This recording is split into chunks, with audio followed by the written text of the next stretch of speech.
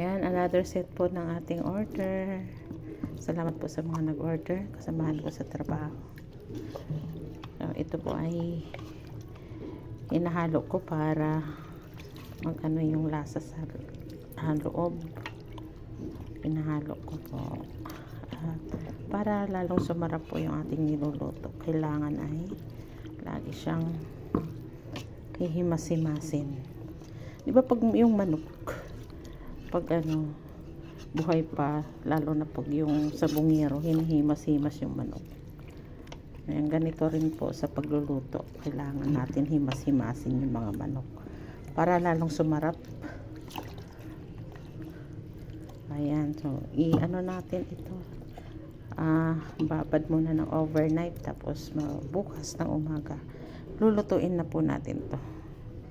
Ayan, ganun kabisi si kainamang ina. After ng trabaho, ito ulit magtatrabaho sa bahay, magsa-sideline. Hindi ko na kaya manahi ngayon kasi gabi na.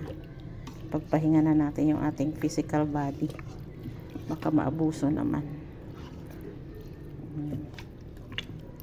Ayan, yung iba nito babaunin ko rin bukas. At ako'y pupunta sa birthday ng aking nanay.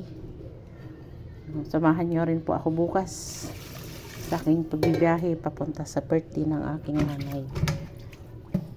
So i-ano natin yung mga vlog natin pag makauwi po tayo. Okay, yan lang.